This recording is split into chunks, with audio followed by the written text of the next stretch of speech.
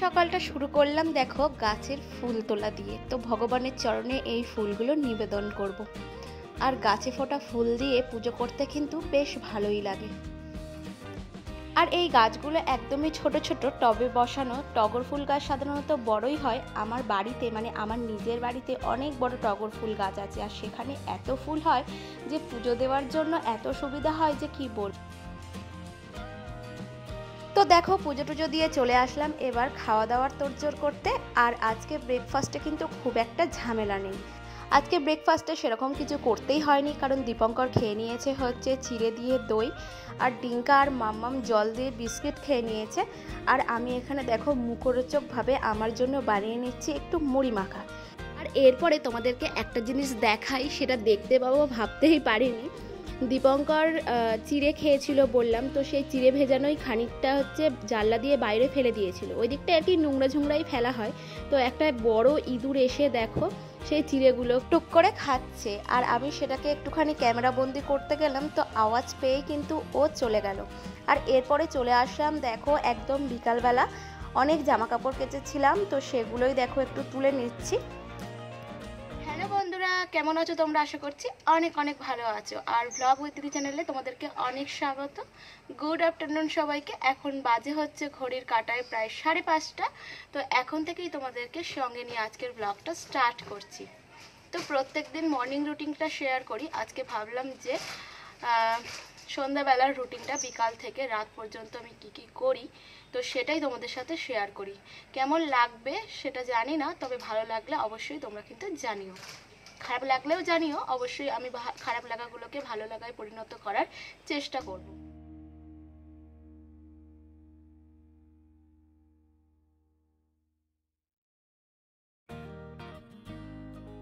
তো দেখো বিকালবেলা ঘুম থেকে উঠে একটুখানি মাম্মাম আর আমি দরজার সামনেটা একটু বসলাম।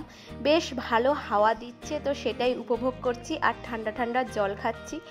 আর আমি জল খেতে গেলেই ডিঙ্কা বলো মাম্মাম বলো ওদেরও জল তেষ্টা পায়, তো আমার থেকে দেখো কেড়েই নিয়ে নিচ্ছে ও। আর জল খেতে খেতে দেখো আরও একটা জিনিস তোমাদেরকে দেখাই। এই যে দূরে দেখতে পাচ্ছ দুটো কাঠবিড়ালি কিরকম তার বেয়ে বেয়ে উঠছে, তো এখানে কিন্তু প্রচুর কাঠবিড়ালি আছে। আর এরপরে চলে আসলাম দেখো ঘরে। তো যেহেতু শুয়েছিলাম ঘরের বিছানাটা একটু এলোমেলো হয়ে গেছে, তো সেটাকেই একটুখানি ঠিক করে নিচ্ছি। আজকে সকালবেলা ঘুম থেকে উঠে জানো তো ডিঙ্কাকে কোনো রকমে গুছিয়ে স্কুলে পাঠিয়ে দিয়ে একটু পুজো টুজো দিয়ে ব্রেকফাস্ট করে আবার শুয়ে পড়েছিলাম, কারণ আগের দিন অনেকটা রাত অবধি জেগে জেগে এডিটিংয়ের কাজ করেছি। আর সকালবেলা উঠে শরীরটা এতটাই খারাপ লাগছিল যে কি বলবো। আর আজকে রান্নাবান্নার চাপও সেরকম ছিল না, কারণ আগের দিন অনেক কিছু রান্নাবান্না হয়েছিল আর সেগুলো সমস্তটাই ফ্রিজে ছিল। শুধুমাত্র একটু ভাত করে নিয়েছিলাম আর ওই দিয়েই হয়ে গেছিলো আমাদের দুপুরের লাঞ্চ। আর এরপরে দেখো সন্ধ্যাও হয়ে গেছে, আর গোপুসোনাকে তুলে নিলাম, ওকে একটু রেডি ফেডি করিয়ে দিয়ে জল টল খাইয়ে দেখো এখানে দিয়ে দিচ্ছি হচ্ছে সন্ধে।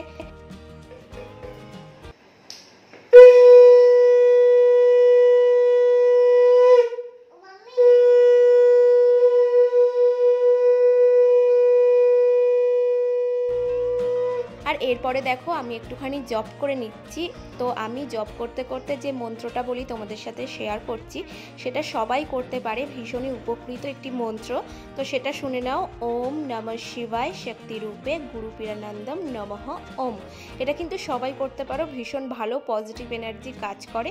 তো দেখো সন্ধে দেওয়ার পরই মাম্মাম চলে গেছে গোপুর কাছে, আর ওর হাত থেকে লজেন্সটা কতক্ষণে নিয়ে ও গালে পড়বে সেটাই ভাবছিল, আর সেই কারণেই ও আমার পাশে দাঁড়িয়েছিল। তো এরপরে সন্ধ্যাবেলা ডিঙ্কার মাম্মামকে কেক দেব। তো আজকে ওরা কেক খাওয়ার বায়না করছিল, আর এই কেকটা খেতে ওরা ভীষণই ভালোবাসে। তো এরপর ভাবলাম যে কয়েকটা জলের বোতল ভরে ফ্রিজে ঢুকিয়ে দিই। আর এই জল টল ভরাভরি যে সমস্ত খুচখাচ কাজগুলো থাকে সেগুলো কিন্তু আমি সন্ধ্যাবেলা দিকে একটু ফাঁকা পাই, তো সেই টাইমেই আমি সেরে নিই, তাহলে আর সকালবেলায় অতটাও চাপ থাকে না। আগের দিন তো তোমাদের সাথে শেয়ার করেছিলাম বাড়িতে গেস্ট এসেছিল, মানে আমার একটা দাদা এসেছিল।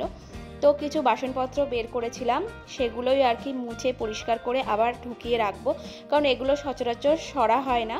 বাড়িতে কেউ লোকজন আসলে তবেই এগুলো বার করা হয়।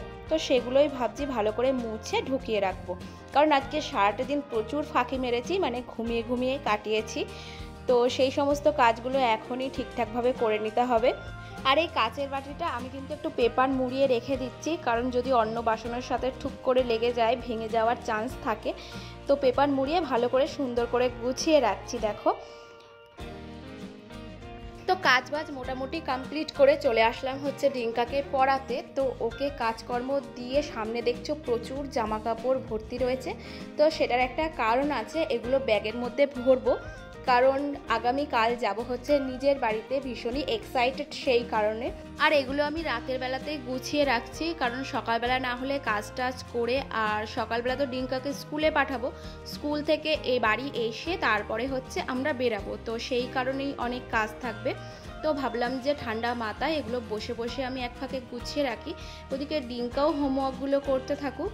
তো দেখো, বেশ কয়েকটা জামা কাপড় নিচ্ছি, কারণ বাড়িতে হচ্ছে রয়েছে পুজো, পঞ্চনন পুজো। তোমাদের সাথে অবশ্যই শেয়ার করব, তোমরা কিন্তু আগামী ভিডিওগুলো দেখতে থেকো। আর পঞ্চনন পুজোটা আমাদের ওখানে এত বড় করে হয় আর এত সুন্দর হয় যে তোমাদেরকে কি বলবো, আশা করি দেখলে তোমাদের ভীষণই ভালো লাগবে। আর অনেক কিছু দেখার মতন জিনিস হয় সেগুলো, সেই সবই কিন্তু তোমাদের সাথে অবশ্যই শেয়ার করব, তোমরা কিন্তু দেখতে থেকো। আর পড়াতে পড়াতে আমারও বেশ একটু খিদে পাচ্ছিল, কারণ ওদেরকে সন্ধ্যাবেলা টিফিন করানোর পর আমি আর কিছু খাইনি।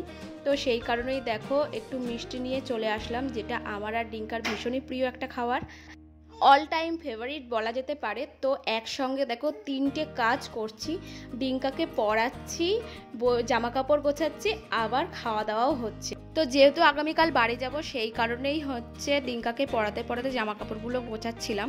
তবে অন্যদিন কিন্তু পড়ানোর সময় অন্যান্য কাজ রাখি না, কারণ পড়াশোনায় ডিস্টার্ব হোক এটা আমিও চাই না।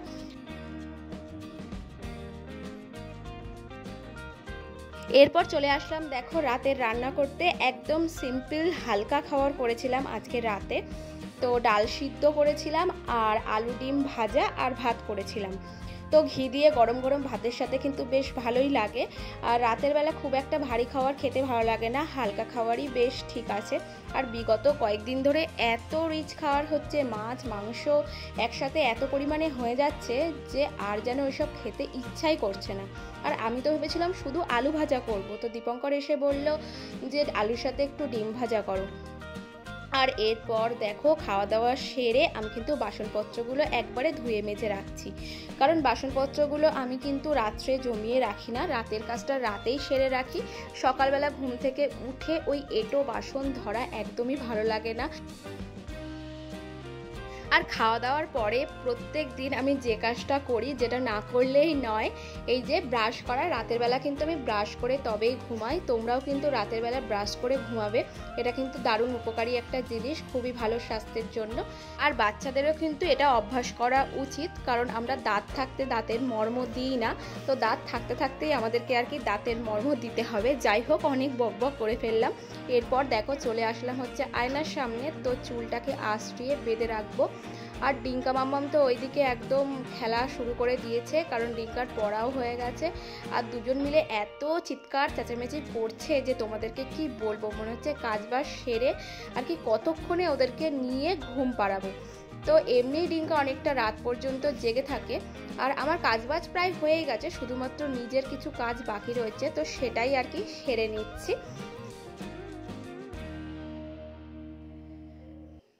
তো বন্ধুরা, তোমরা তো দেখলেই মোটামুটি আজকের মতন আমার কাজ প্রায় কমপ্লিট হয়ে গেল। তো এই যে দেখো ব্রাশ ট্রাশ করে টগের মাথার একটা চুল বেঁধে নিয়েছি। আর লাস্ট যে কাজটা করব সেটা না করলে আমার একদমই ঘুম আসে না, সেটা হচ্ছে এবার যাব হচ্ছে গা ধুতে। তো চুলটা ভেজাবো না, সেই জন্যই চুলটা ভালো করে উঁচু করে বেঁধে নিয়েছি। গাটা ধুয়ে তারপরে হচ্ছে ঘুমাতে যাব। আর বাইরে শুনতে পাচ্ছ কিনা জানি না, ডিঙ্কা মাম্মাম চিৎকার করছে।